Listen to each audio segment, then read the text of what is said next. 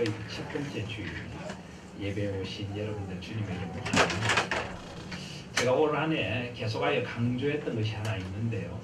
올해가 무슨 해라고요? 종교개혁 500주년 기념의 아주 뜻깊은 해입니다.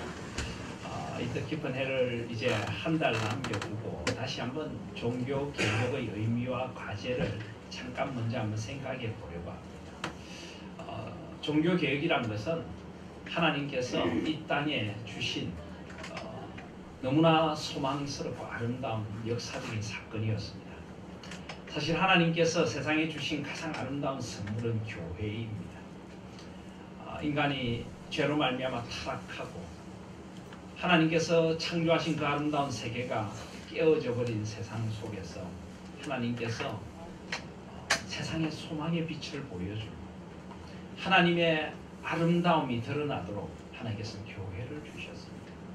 그래서 이 교회가 세상의 소망이어야 하는데 중세시대에 교회가 그 빛을 잃어버렸고 소금됨이 없는 맛을 잃어버린 교회가 되었을 때 하나님께서 종교개혁이라는 역사를 통해서 교회를 회복시켜 주시고 교회를 통하여 세상의 소망을 회복시켜 주신 사건이 종교개혁입니다.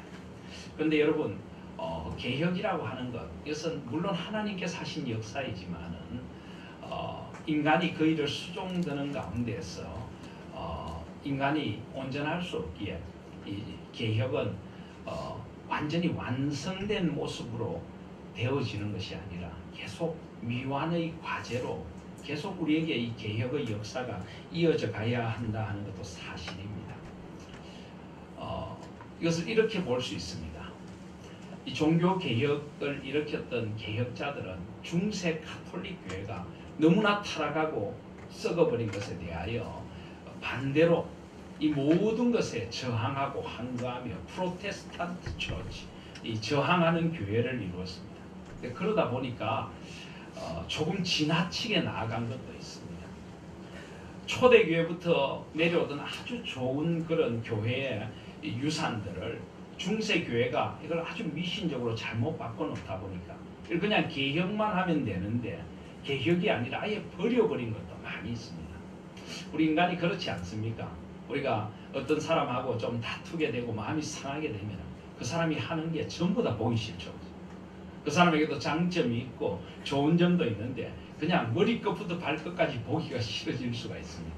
그러다 보니까 이 종교개혁자들이 이 초대교회 때부터 내려오던 교회의 풍성한 신앙의 유산을 조금 지나칠 정도로 거부해버린 그런 면이 있습니다. 그런 면에서 우리는 그런 종교개혁자들이 그 시대를 살면서 그 시대의 아들들, 딸들로서 했던 일들을 우리는 이 시대 속에서 다시 한번 돌아보면서 초대교회 때부터 내려오던 그 아름다운 전통들을 종교개혁의 정신의 빛에 비추어 다시 한번 회복하고 우리의 이 귀한 신앙의 전통과 유산으로 만들 필요가 있습니다. 그 가운데 하나가 이 교회력이라고 하는 건데요. 제가 우리 교회 와서 이런 말씀을 여러 번 드렸는데 교회는 교회의 절기라고 하는 게 있습니다. 우리는 인간인지라 시간과 공간 사이에 살아갑니다. 그래서 이 시간도 하나님의 시간이고 이 공간도 하나님의 공간이기에 우리는 이 시간과 공간 속에 살아가는 존재로서 우리에게 주신 구원의 은혜를 시간과 공간 속에서 경축하고 기억할 필요가 있습니다. 한번 생각해 보십시오. 우리 사람들은 경축하고 기념하는 존재입니다. 여러분 뭘 기념합니까? 자기 생일을 기념하죠. 그죠? 잊어버릴 수가 없죠. 또 결혼기념일 절대 잊어버릴 수가 없죠. 갑자기 결혼기념일이 생각 안 나는 분들이 있습니까? 회개하시기를 바랍니다. 잊어서는 안 됩니다. 또 아주 중요한 날들, 또 민족적인 명절들, 설이라든지 추석이라든지 우리는 그런 것들을 기념합니다. 인간은 기념하는 존재이고 기억하는 존재이고 그래서 경축하는 존재입니다. 근데 왜 우리 생일은 기념하고 또 결혼은 기념하고 민족의 절기는 기념하면서 주님의 그 구원의 역사는 왜 우리가 기념하지 않는가 하는 것입니다. 물론 우리는 성탄절이라든지 부활절이라든지 이런 절기를 기념하긴 합니다만 초대교회 때부터 성도들은 좀 더 구체적으로 이것을 기념해야 되겠다.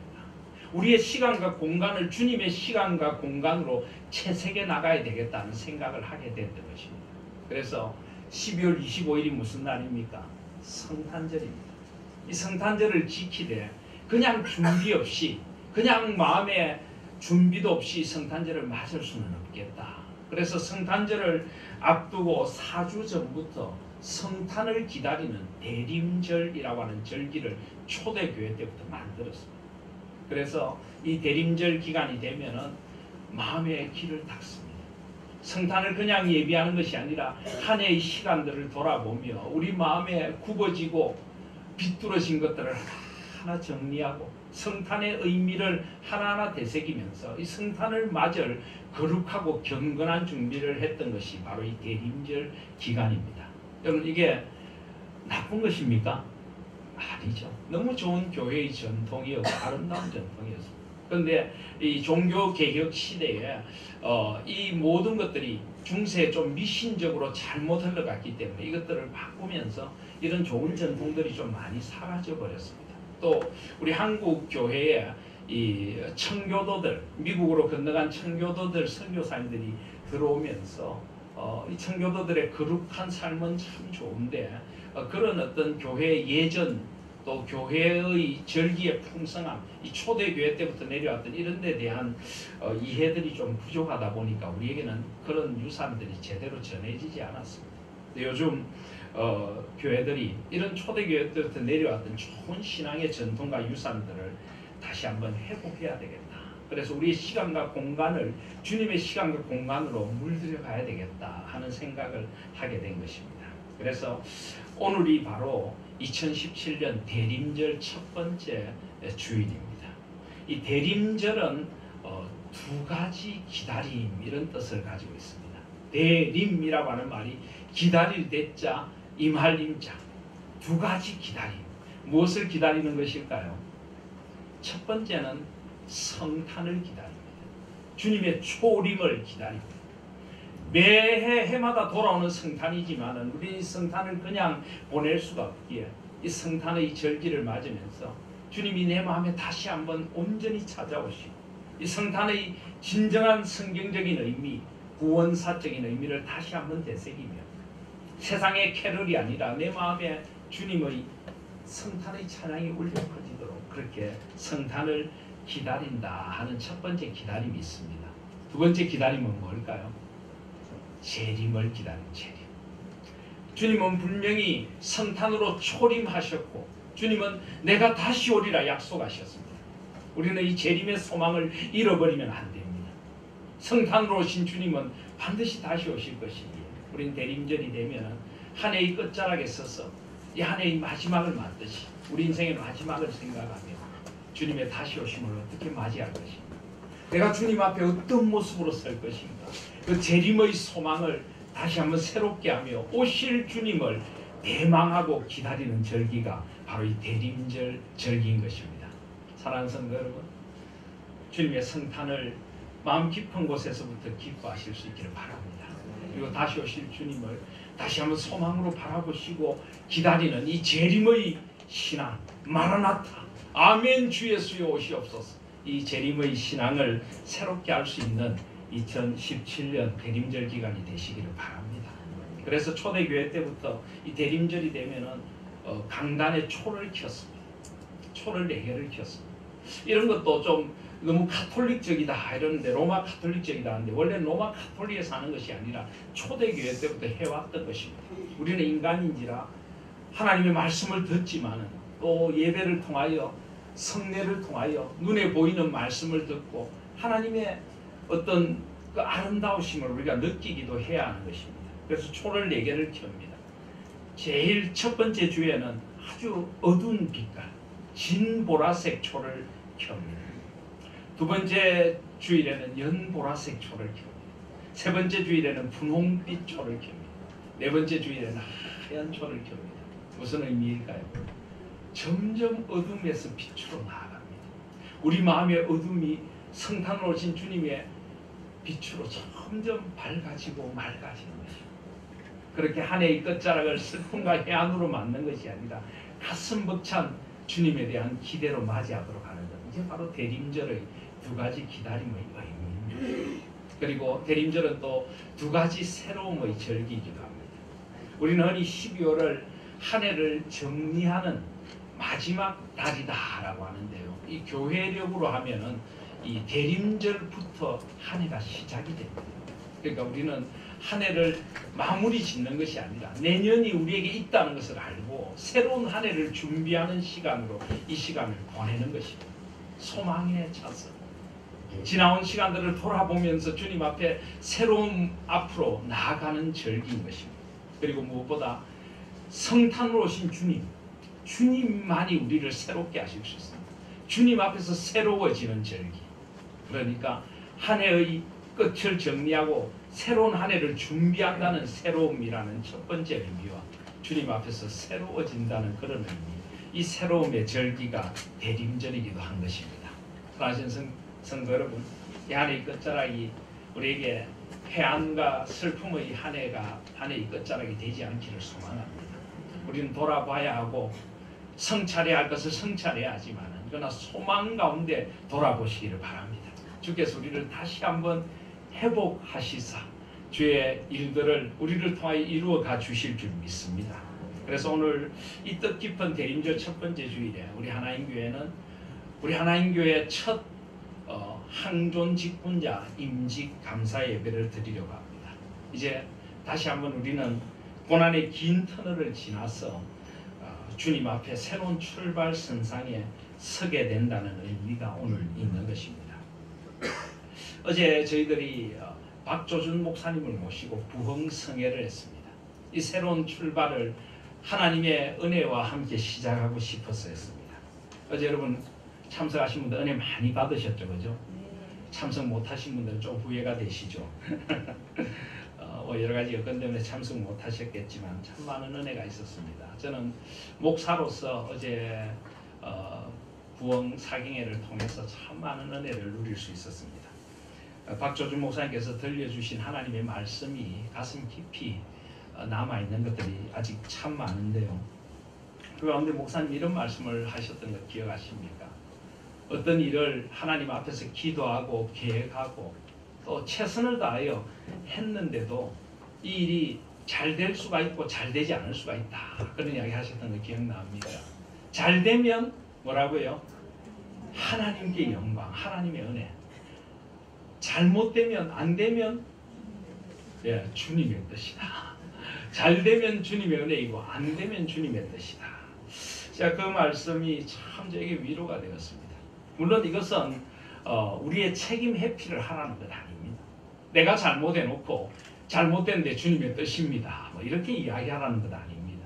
또 너무 숙명론적으로 모든 것을 그냥 주님의 뜻으로 다 받아들이라 이것도 아닙니다. 그러나 우리의 뜻보다는 분명히 주님의 뜻이 더 크십니다. 내가 아무리 노력하고 아무리 애쓰고 내가 정말 선한 뜻을 가지고 노력하더라도 되지 않을 때가 있습니다. 그럴 때는 그야말로 주님의 뜻으로 겸허히 받아들여야 한다는 것입니다. 하나님의 뜻으로 받아들이고 이제 다시 한번 새롭게 주님의 뜻 앞에 서야 한다는 것입니다. 제가 왜 이런 말씀을 드리는지 여러분 이유를 잘 아실 것입니다. 올해 우리에게는 참 아프고 힘든 시간들이 있었습니다. 이제 그 힘든 터널을 거의 통과한 듯 합니다.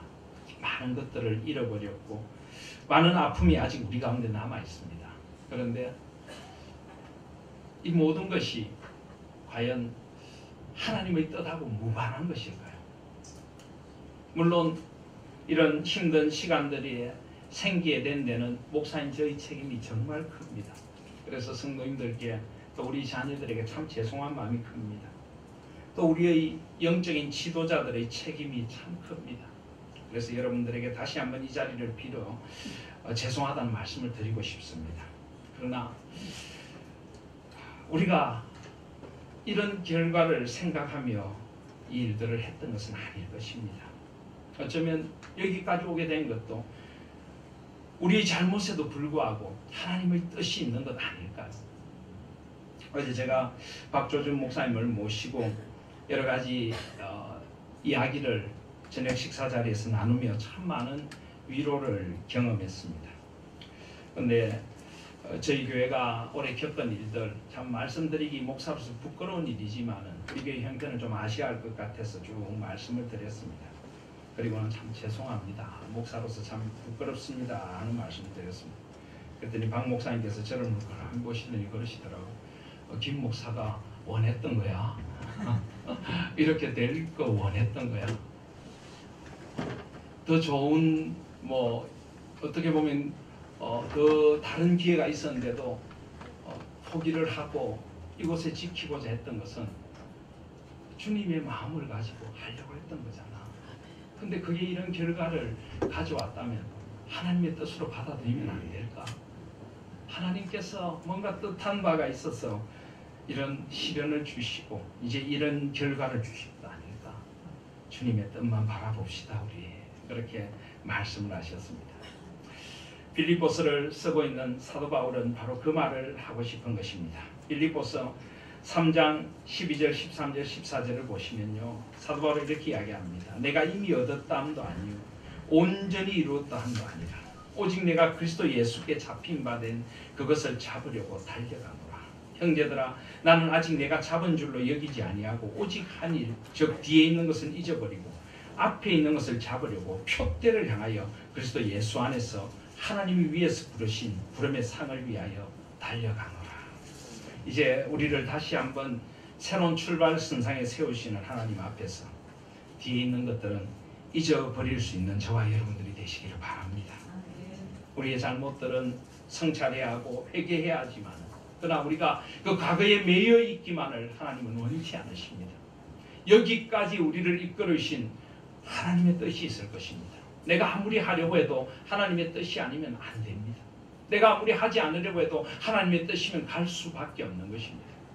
저는 그 하나님의 뜻을 깊이 깨닫게 되었습니다. 하나님께서 이제 우리를 어떻게 빚어가시려고 이 출발선상에 다시 세우시는지 그것을 생각하실 수 있는 저와 여러분들이 되시기를 바랍니다. 표대를 향하여 그리스도 예수 안에서 오직 하나님이 주인 되시는 교회라는 거룩한 비전을 안고 다시 한번 우리는 이 대림절의 첫 주일 새로운 출발선상에 함께 손잡고 설 수 있는 저와 여러분들이 되시기를 바랍니다. 하나님의 뜻이면 우리가 지금 잃어버린 것보다 더 많은 것들로 우리를 채워주실 것입니다. 하나님 앞에서 우리를 온전히 새롭게 해주시고 우리를 하나님의 뜻대로 붙들어 가실 그 하나님을 바라보며 함께 이 새로움의 절기를 시작할 수 있는 저와 여러분들이 되시기를 바랍니다. 그런 의미에서 오늘 빌립보서 2장은 우리가 세워가야 할 하나님 교회의 비전을 우리에게 가르쳐주고 있습니다. 여러분 이 땅의 교회들은 다 나름대로의 문제를 안고 있습니다. 이 빌립보 교회는 사도 바울이 너무나 사랑했던 교회입니다. 빌립보서 1장을 제가 몇 주 전에 설교를 한 적이 있는데요. 우리 가운데 선한 일을 시작하신 하나님이 이끌어 주시는 교회입니다. 사도 바울이 1장 8절에 보면 내가 예수 그리스도의 심장으로 너희 무리를 얼마나 사모하는지 하나님이 내 증인이시니라. 얼마나 빌립보 교회 성도들을 사랑했는지 모릅니다. 그리고 빌립보 교회는 하나님의 자랑과 기쁨이 되는 교회였습니다. 그런데 그런 빌립보 교회가 아무 문제가 없었을까요? 그렇지 않습니다. 빌립보 교회도 여러 가지 문제들이 있었습니다. 우리는 구원받았지만 아직 죄악의 쓴뿌리를 가지고 있기에 죄악의 쓴뿌리가 교회 안에서 드러나게 되었던 것입니다. 빌립보서 1장 15절에 보면은 어떤 이들은 투기와 분쟁으로 어떤 이들은 착한 뜻으로 그리스도를 전파한다. 착한 뜻으로 그리스도를 전파하는 이들도 있지만은 투기와 분쟁으로 전파하는 이들도 있다는 것입니다. 오늘 2장 3절에 보면 아무 일에든지 다툼이나 허영으로 하지 말라. 그들 가운데는 다투는 이들도 있었고 헛된 영광, 자기 자랑, 자기의 영광을 위하여 교회의 일을 하는 사람들도 있었던 것입니다. 오늘 14절에 보시면 모든 일을 원망과 시비가 없이 하라. 원망하는 사람도 있었고 시비하는 사람도 있었던 것입니다. 이것이 교회 공동체입니다. 그래서 주님은 다시 한번 빌립보 교회가 온전히 회복되어 주님의 기쁨과 주님의 면류관이 되길 원하십니다. 그래서 이 빌립보 교회를 하나 되게 하시는 주님의 새로움의 말씀이 바로 오늘 빌립보서 2장인 것입니다. 자, 여러분 어떻게 교회가 교회다워질 수 있습니까? 어떻게 교회가 진정한 하나님의 원하시는 하나됨을 이룰 수 있습니까? 오늘 2장 1절에 그 기초가 나옵니다. 2장 1절을 보시면요. 그러므로 그리스도 안에 무슨 권면이나 사랑의 무슨 위로나 성령의 무슨 교제나 긍휼이나 자비가 있거다. 원래 원어로 보면 이 부분은 조건절입니다. 이것은 교회의 하나됨의 기초, 조건이다 이런 것입니다. 자, 제일 먼저 그리스도 안에 무슨 권면이나, 이 말은 그리스도의 권면이 교회의 토대가 되어줘야 합니다. 우리가 그리스도의 권면을 들어야 한다는 것입니다. 그리스도께서 우리에게 말씀하십니다. 교회는 이런 교회가 되어야 돼. 하나님이 주인 되시는 교회는 바로 이런 교회야. 너는 교회에서 직분을 받아 이렇게 섬겨야 해. 오늘 우리는 항존 직분자를 세웁니다. 항존 직분자의 가장 중요한 사명은 무엇보다 먼저 그리스도의 권면을 듣는 것인 줄 믿습니다. 솔로몬이 왕이 되었을 때 듣는 마음을 주시옵소서. 목사인 저도, 여러분들도 주님의 마음을 들어야 합니다. 우리 모두가 주님의 마음을 제대로 들었다면 우리에게 이런 아픔이 없었으리라 하는 아쉬움까지 남습니다. 주님의 마음을 잘 들으시기를 바랍니다. 그리스도 안에서 주님의 권면을 먼저 듣는 우리 항존 직분자님들이 되시기를 바랍니다. 그래야 주님의 뜻대로 교회를 섬깁니다. 하나님의 뜻을 알고 섬겨야 하는 것입니다. 두 번째로 사랑의 무슨 위로나, 여기 사랑의 무슨 위로라고 하는 이 여기 위로란 말은 원래는 부드럽게 어루만져 주신다. 주님의 사랑으로 우리를 어루만져 주시는데 이런 어루만져 주심을 우리가 경험해야 합니다.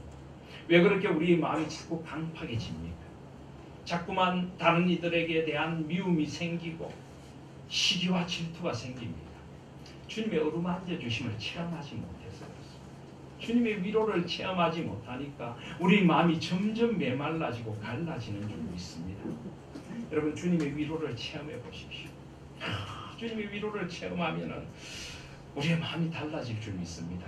제가 자꾸 어제 박조준 목사님 이야기를 해서 죄송한데요.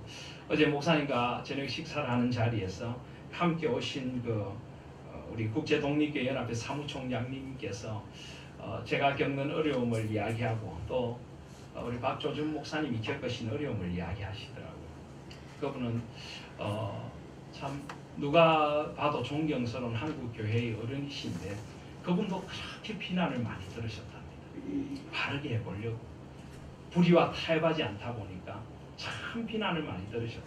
그러면서 그분이 들은 그 비난, 인간적인 그 상처들, 인격의 상처들을 이 사무총장님이 좀 소개를 하시더라고요. 이 사무총장님이 원래 그 박조준 목사님 교회에서 자란 분이고 지금도 담임 목사님 이렇게 불러요.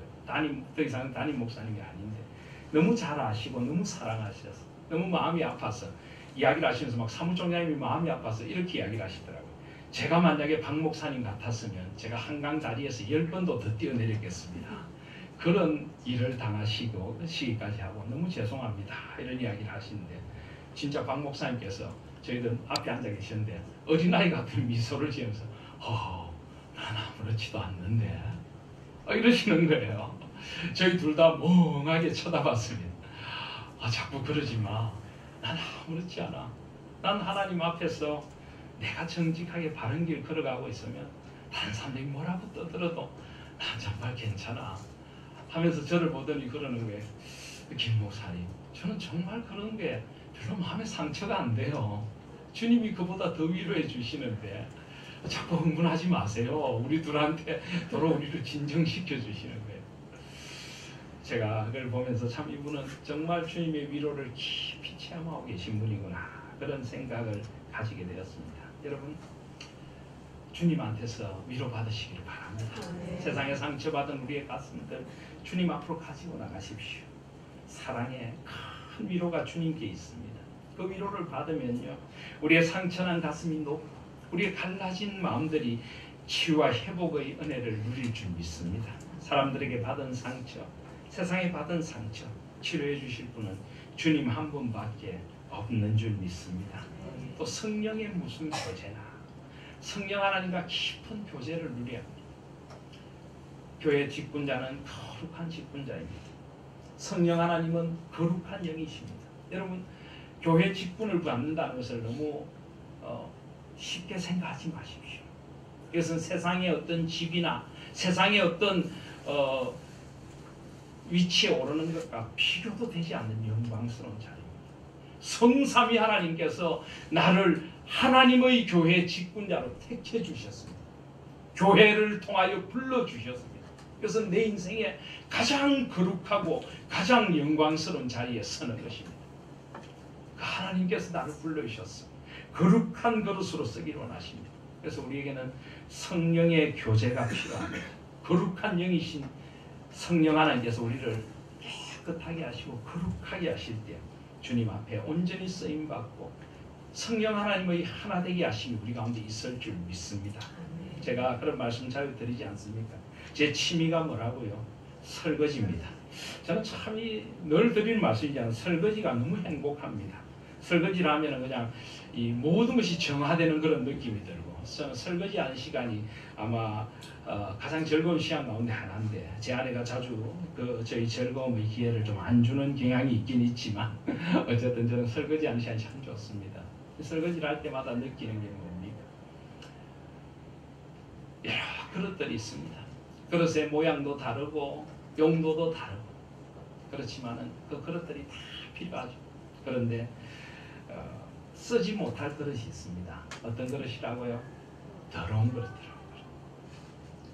더러운 그릇은 깨끗하게 씻어서 써야 합니다. 그렇습니다. 우리가 어떤 그릇이냐가 중요한 게 아니라 하나님 앞에 거룩한 그릇인가. 우리가 거룩한 그릇이 될 때 하나님께서 우리를 써주실 줄 믿습니다. 성령의 교제를 통하여 거룩한 그릇으로 쓰임 받으십시오. 그리고 긍휼이나 자비가 있거든. 주님께서 우리를 긍휼히 여겨주시고 우리에게 자비를 베풀어 주십니다. 그래서 우리도 긍휼과 자비의 사람이 되어야 합니다. 긍휼이라는 것은 아파하는 것이고 함께 아파하고 자비라는 것은 동정하는 것입니다. 동정하고 여러분 인간을 조금 더 불쌍히 여길 수 있는 저와 여러분들이 되실 바랍니다. 인간이 다 거기서 악해 보이는 것 같아도 연약함이 있고 그도 상처가 있기 때문에 그런 것입니다. 조금 더 긍휼의 눈으로 사람을 바라보시고 조금 더 자비의 눈길로 바라보실 수 있기를 바랍니다. 그럴 때 우리가 하나 되는 것입니다. 나의 기준에 맞추려고 하지 마십시오. 주님의 눈으로 보십시오. 나도 별 볼 일 없고 그도 연약한 존재일 뿐입니다. 서로를 그런 눈으로 바라볼 수 있기를 바랍니다.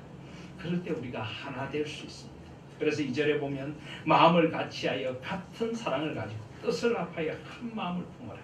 마음을 같이하고 같은 사랑을 가지고 뜻을 합하고 한 마음을 품어라. 여기에 마음을 같이한다 하는 것은 한 꿈을 꾼다는 것입니다. 영적으로 한 비전을 가진다는 것입니다. 우린 다 다릅니다. 우린 똑같을 수가 없습니다. 여러분 나와 다른 것이 틀린 것이 아닙니다. 비진리가 틀린 것이 다름은 교회의 더 아름다운 조화를 이룰 수 있습니다. 그래서 교회는 획일적인 단체가 아닙니다. 획일, 영어로 획일을 유니포머티라고 합니다. 유니폼을 입듯이 똑같이 입는다. 그게 아니라 교회는 유니포머티가 아니라 유니티, 다양성 속의 일치를 이루는 것입니다. 그래서 이번에 우리 임직 감사예배를 드리면서도 이 임직자들의 복장을 통일을 안 했습니다. 어떤 분들은 다 같이 한복을 맞춰 입자 뭐 이런 분들도 계셨는데요. 일단 임직식에 일체 직분을 받는 분들이 이런 한 푼 임직식 때문에 비용을 부담하지 않도록 했습니다. 온전히 교회가 모든 것을 다 해드리기로 했습니다. 그리고 단 검소하게 오직 주님의 섬김의 그 아름다움만 빛날 수 있는 그런 임직식을 저희들이 갖기로 했습니다. 그래서 옷도 평소에 입던 옷 깨끗하게 입으십시오. 다양하게 입으십시오. 그리고 다양한 가운데 일치가 드러나도록 입으시길 바랍니다. 그렇게 우리는 함께 일치를 이루어 갈 것입니다. 그래서 마음을 같이하여 한 비전, 하나님이 주인 되시는 교회라는 한 꿈을 가지고 하나님 나라를 위하여 하나님의 영광을 위하여 한 꿈을 꾸며 나아갈 때 우리가 하나가 될 줄 믿습니다. 한 마음을 품어 3절에 보면 아무 일에든지 다툼이나 허영으로 하지 말고 다툼으로 하지 마시길 바랍니다. 다툼이란 건 뭡니까? 경쟁심으로 하지 마시길 바랍니다. 교회에서 가장 위험한 것이 경쟁하는 것입니다. 여러분 절대 경쟁하지 마시길 바랍니다. 서로를 세워주고 축복해주고 다른 사람의 소중함을 소중히 여기고 칭찬해 줄 수 있는 그런 공동체가 되어줘야 합니다. 허영으로 하지 말고, 허영이라는 것은 나의 영광을 구하는 것입니다. 내 자랑하려고, 내 이름 내려고 그렇게 하지 마시기 바랍니다. 그래서 그것과 반대는 오직 겸손한 마음으로 각각 자기보다 남을 나게 합니다. 가장 중요한 것은 겸손입니다. 어느 위대한 신앙의 인물에게 제자가 가서 물었습니다. 선생님, 신앙의 제일 첫 번째 가장 중요한 단어가 뭡니까? 겸손이네. 두 번째는 뭡니까? 그건 겸손이야. 세 번째는 그럼 뭡니까? 그거야 당연히 겸손이지. 언제까지 겸손이라고 하시겠습니까? 10,000번을 물어도 나는 겸손이라 할 거네. 여러분, 신앙의 가장 중요한 것이 겸손입니다. 우리 예수님께서 뭐라고 하셨습니까? 나는 마음이 온유하고 겸손하니 나의 멍에를 메고 내게 배우라. 주님이 겸손한 분이십니다. 그래서 여러분, 가장 교회를 하나 되게 하는 비결은 겸손해야. 여러분, 제가 한 가지 물어보겠습니다. 이게 겸손한 걸까요? 안 겸손한 걸까요? 예를 들어 이번에 우리 교회에 무려 38분이 직분을 받습니다. 근데 그 중에 어떤 분이 이런 생각을 합니다. 38분을 돌아보면서 아무리 봐도 이 중에서는 아무래도 내가 제일 겸손한 것 같아요. 자, 겸손한 걸까요? 아닐까요? 제일 교만한 사람이에요. 겸손은 그런 게 아닙니다. 미국의 그 무디 기념교회를 목회하셨던 유명한 목사님이 하루는 자기가 겸손하고 싶었답니다. 그래서 너무너무 겸손하고 싶어 친구 목사님한테 물었대요. 내가 어떻게 하면은 겸손할 수 있을까? 그리고 친구 목사님이 이렇게 이야기하더래요. 그 샌드위치 패널이라고 합니까? 앞뒤로 이렇게 광고판, 옛날이니까요. 그걸 달고 여기다가 저는 가장 낮은 종의 종입니다. 저는 비천한 사람입니다. 주님만이 나의 주인이십니다. 이걸 그냥 달고는 시카고 시내를 다 돌아다니라고 하더래요. 사람들이 자기를 아는데 부끄러운 일 아닙니까? 그래도 겸손해지고 싶어서 그걸 달고 하루 종일 시카고 시내를 돌아다니, 얼굴이 화끈거리고 사람들이 수건대는데도 오직 주님만 높이를 원합니다. 그렇게 돌아다니고 집에 왔대요. 얼마나 마음이 기쁜지. 그때 주님 앞에 이렇게 기도했대요. 주님, 이 시카고에서 이런 일을 할 수 있는 겸손한 목사는 저밖에 없습니다. 그 순간 자기 머리가 띵 하더래요. 하루 종일 돌아다니면 뭐합니까? 겸손을 자랑하고 있는데. 여러분, 겸손은 자랑하는 게 아닙니다. 겸손은 그야말로 다른 이들을 더 겸손하게 생각해 주는 겁니다. 남을 나보다 낫게 여기는 것. 이게 바로 겸손의 마음입니다. 겸손은 여러분 자신을 비참하게 생각하는 게 아닙니다. 비굴한 것도 아닙니다. 겸손은 내가 가진 이 내 모습 그대로 주님 앞에 들이대 나를 내세우지 않고 오직 주님의 은혜요. 다른 이들이 나보다 정말 더 나은 존재입니다 하고 고백하며 나도 내가 할 수 있는 헌신을 다하는 것이 겸손인 줄 믿습니다. 우리 이번에 임직받는 종들, 또 이미 항존 직분자로 생기시는 분들, 우리 하나님 교회가 정말 겸손의 영성이 가득한 교회가 되길 원합니다. 진정으로 겸손한 교회가 되기를 소원합니다. 그래서 사절에 보면 각각 자기 일을 돌볼 뿐더러 또한 각각 다른 사람들의 일을 돌보아 나의 기쁨을 충만하게 하라. 자신이 해야 할 일을 해야 합니다. 그런데 이 말씀을 좀 더 정확히 번역하면 자신의 일을 돌보는 것처럼 다른 이들의 일들도 돌봐주라. 우리는 교회에 오면서도 너무 자기 중심적입니다. 내가 은혜 받아야 하고, 내 마음에 들어야 하고, 내가 좋아야 하고, 우리는 자기 만족을 추구하면서 신앙생활을 하는 겁니다. 근데 그걸 이제는 좀 바꾸지 않겠습니까? 주님의 마음을 기쁘시게 하기 위하여, 다른 이들을 섬기기 위하여, 다른 이들이 은혜 받을 수 있도록 내가 뭔가를 섬길 수 있는 그런 자리, 바로 이것이 진정한 교회인 것입니다. 그럴 때 나의 기쁨을 충만하게 하라. 이 기쁨은 사도 바울의 기쁨이지만 주님의 기쁨이기도 합니다. 원래 이것을 원어로 보면요, 2절 앞부분에 나의 기쁨을 충만하게 하라가 먼저 나옵니다. 주님은 언제 기쁘실까요? 우리가 마음을 같이하여 같은 사랑을 가지고 뜻을 합하여 한 마음이 될 때 주님께서 우리 하나님 교회를 기뻐해 주실 줄 믿습니다. 우리가 아무 일이든지 다툼이나 허영으로 하지 않고 진정 겸손한 공동체가 되어서 서로를 소중히 여겨주고 축복해주고 다른 이들을 더 높여줄 때 주님의 기쁨이 우리 가운데 있을 줄 믿습니다. 자기의 일을 돌아보는 것이 아니라 다른 이들을 세워주는 것이 아름답고 그것이 기쁠 때 주님도 우리 가운데 기쁨이 있을 줄 믿습니다. 그래서 이 모든 것을 한마디로 하면 바로 5절입니다. 5절을 우리 다 같이 한번 읽겠습니다. 시작.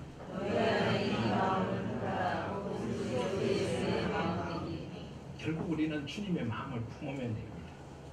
우리 안에 이 마음을 품어라 하는 것은 가슴 깊이 간직할 뿐만 아니라 우리의 마음 전체를 이것으로 감싸라는 것이고, 항상 이 마음을 잊지 말고 늘 이 마음을 떠올리라는 것입니다. 그리스도 예수의 마음, 주님이라면 어떻게 하실까? 주님의 마음으로 다른 이들을 품고, 주님의 마음으로 다른 이들을 높여주고, 주님의 마음으로 우리의 상처를 안아주고, 이 마음만 품으면 됩니다. 이 마음. 그래서 이번에 우리 교회 임직자들에게는 교회에서 아주 소중한 선물을 마련해서 드립니다. 뭘까요? 앞치마를 하나씩 걸어드릴 겁니다. 직분은 섬기는 것이기 때문에. 그런데 이 앞치마에 보면은 여기에 종교계 500주년 기념 하나님이 주인 되신 하나님 교회 하고 이 앞치마 밑단에 바로 이 말씀을 넣었습니다. 너희 안에 이 마음을 품어라. 곧 그리스도 예수의 마음이니. 저는 이걸 굉장히 큼직하게 넣고 싶었는데 인쇄가 쉽지 않대요. 그래서 글씨하고는 작게 들어갔어요. 그런 작지만은 겸손한 마음으로 마음에는 크게 새기시고 섬기시기 바랍니다. 그래서 이제 우리 교회에 그 앞치마를 걸고 계신 분들은 어떤 분들일까요? 이제 앞으로 오늘 선물하면 주일마다 또 평소에도 우리 임직 직분자들이 그 앞치마를 걸고 섬길 겁니다. 그분들을 보시면 이렇게 믿으시면 됩니다. 아, 저분은 그리스도 예수의 마음을 가지신 분이구나. 아멘이십니까? 네, 그렇게 인정해 주시면 됩니다. 그래서 우리 기존 항존 직분자님들도 하나씩 선물해 드릴 겁니다. 어느 좋은 날 12월이 가기 전에 나를 받아서 하니까 이상하네요. 나를 잘 잡았어. 우리 하나님의 창립 기념일 날 우리 기존 항존 직분자님들도 하나씩 선물을 해 드릴 겁니다. 그래서 우리 교회 항존 직분자님들은 다 그래서 예수의 마음으로 섬기는 교회가 되기를 소원합니다.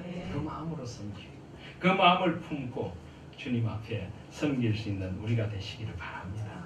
그 마음은 어떤 마음입니까? 6절에 보시면 하나님과 본체시나, 그는 근본 하나님과 본체시나, 예수 그리스도는 하나님이시고, 그런데 하나님과 동등됨을 취할 것으로 여기지 아니하시고 오히려 자기를 비워 종의 형체를 가지사 사람들과 같이 되셨다. 예수님은 하나님이시지만 하나님으로서 이 모든 특권을 다 포기하셨습니다. 가장 낮은 곳으로 내려오셨습니다. 자기를 비워 하나님의 특권을 다 내려놓고 종으로 이 세상에 오셨습니다. 예수님은 한평생 그렇게 사셨습니다. 하나님이신 그분, 만물의 주인이신 그분이 이 땅에 오실 때 그 성자 예수 그리스도를 누일 곳이 없어, 사관에 방이 없어. 무엇을 하셨습니까? 짐승들이 머무는 곳을 빌렸어. 짐승의 먹이통을 빌려 그곳으로 오셨습니다. 주님은 이 땅에 사실 때 머리 둘 곳도 없어 사람들의 도움을 받아 이 땅을 사셨습니다. 주님은 마지막 십자가를 향하여 나아가시면서 나귀를 빌려서 예루살렘 성에 입성하셨습니다. 6월절 성만찬을 제정하실 때 다른 이의 다락방을 빌려서 그곳에서 6월절 성만찬을 제정하셨습니다. 주님은 이 땅에서의 삶을 마치시고 누일 무덤이 없어 다른 이의 무덤을 빌려서 그곳으로 들어가셨습니다. 주님은 한평생 그렇게 사셨습니다. 자기를 온전히 비워 하나님 앞에서 낮은 곳, 지극히 낮은 곳으로 오신 분이 예수 그리스도십니다. 여러분, 자꾸만 높아지려고 하는 마음이 생길 때 주님을 생각하실 수 있기를 바랍니다. 자기를 비워 종의 형체를 가지시고 그리고 사람들과 같이 되셨고 8절에 보면 사람의 모양으로 나타나서 자기를 낮추시고 죽기까지 복종하셔서 이곳 십자가에 죽으십니다. 주님은 십자가에 죽기까지 우리를 위하여 온전히 낮아지시고 또 낮아지시고 자기의 생명까지 주셔서 우리를 구원해 주신 분이십니다. 그분을 생각하면요, 그분만 생각하면 됩니다. 주님의 마음만 품으면 우리 하나님 교회가 하나님이 주인 되시는 교회가 될 줄 믿습니다. 그리고 그렇게 낮아진 주님을 하나님께서는 높이셨습니다. 9절에 보면 이름으로 하나님이 그를 지극히 높여 모든 이름 위에 뛰어난 이름을 주사 하늘에 있는 자들과 땅에 있는 자들과 땅 아래 있는 자들로 모든 무릎을 예수의 이름에 꿇게 하시고 모든 입으로 예수를 주라 시인하여 하나님 아버지께 영광을 돌리게 하셨느니라. 아멘. 여러분, 높아지고 싶습니까? 낮아지시기를 바랍니다. 섬기시기를 바랍니다. 그런데 여러분, 어떻게 높아질까요? 그러면 섬기면요, 또 이렇게 생각하시면 안 됩니다. 내가 낮아지면 주님이 날 높여준다 하셨는데 하면서 섬기면서 언제 높여주시나 그러는데 언제까지 기다려야 하나? 그건 벌써 아닙니다. 여러분, 예수 그리스도의 높아지심이 뭡니까? 10절에 보시면 모든 무릎을 예수의 이름에 꿇게 하시고, 우리가 높아지는 게 뭘까요? 나를 통하여 다른 사람들이 예수님의 이름에 무릎 꿇게 되는 게 내가 높아지는 겁니다. 내가 쓰임 받는 겁니다. 나는 끝까지 낮아지는데 내 모습을 보고 사람들이 감동을 받고 변화를 받고 예수 그리스도 앞에 무릎 꿇는 것이, 내 앞에 무릎 꿇는 거 아닙니다. 내 앞에 와서 무릎 꿇고 내가 높아지는 게 아니라 나의 성김과 나의 낮아짐을 통해서 예수님 앞에 사람들이 무릎 꿇게 된다면 그게 내가 높아지는 겁니다. 나를 써주시는 겁니다. 그거면 되지 않습니까? 11절에 보면 모든 입으로 예수 그리스도를 주라 시인하여 하나님 아버지께 영광을 돌리게 하셨다. 나 때문에 사람들이 예수 그리스도를 주라 시인하게 된다면 그게 내가 가장 영광스럽게 쓰임받는 것인 줄 믿습니다. 하나님 아버지께 영광을 돌리게 된다면 그만큼 내가 높아지는 자리가 어디 있습니까? 나는 끝까지 낮아져도 좋습니다. 나는 없어져도 좋습니다. 나의 이름은 사라져도 좋습니다. 오직 예수 그리스도 한 분만 드러나신다면 그게 내가 가장 아름답게 한 생을 쓰임받는 것인 줄 믿습니다. 그 마음 하나로 살아가지 않겠습니까? 그 마음 하나로. 그래서 오늘 12절부터 18절까지 주님의 소원을 살아가자고 합니다. 12절에 보면 두렵고 떨림으로 너희 구원을 이루라. 이미 우리를 구원해 주셨지만 구원받은 자답게 살아가는 것입니다. 13절에 너희 안에 행하시는 이는 하나님이시니 자기의 기쁘신 뜻을 위하여 너에게 소원을 두고 행하게 하시리라. 나의 소원이 아니라 주님의 소원을 나를 통하여 이루기를 원하시는 줄 믿습니다. 나의 소원이 주님의 소원이 되고 나의 주님의 기쁘신 뜻을 위하여 나를 직분자로 불러 써주십니다. 모든 일을 원망과 시비가 없이 하시기 바랍니다. 원망하지 마십시오. 불평하지 마십시오. 주께서 주신 은혜를 감사한 줄 알고 나를 서 있으라 하신 그 자리에서 아름답게 섬기시기를 바랍니다. 그때 우리를 하나님께서 흠없는 자녀로 세상에서 빛들로 나타내실 줄 믿습니다. 우리의 다름질과 수고가 헛되지 않고 주님 앞에 설 때 칭찬 듣는 종들이 될 것을 믿습니다. 사도 바울은 내가 전제로 드려질지라도 내 생명이 드려질지라도 그것 하나면 나는 기쁩니다. 이 기쁨이 저와 여러분에게 있기를 소원합니다. 이제 새로운 출발 선상에 우리 하나님 교회가 씁니다. 온 성도님들이 이 마음으로 주님 섬기기를 소원합니다. 그리스도 예수의 마음, 오직 주님의 이름만 아름답게 빛나소서. 이 마음으로 섬길 때 우리 하나님 교회가 하나님 앞에 아름답게 쓰임받는 하나님 교회가 되고 이제 온전히 새로운 회복의 은혜를 우리가 체험하는 그런 공동체가 될 것을 믿습니다. 오늘 임직 감사 예배가 우리 모든 임직자들이 이런 마음으로 주님 섬기는 하나님 교회 되기를 주님의 이름으로 축복드립니다.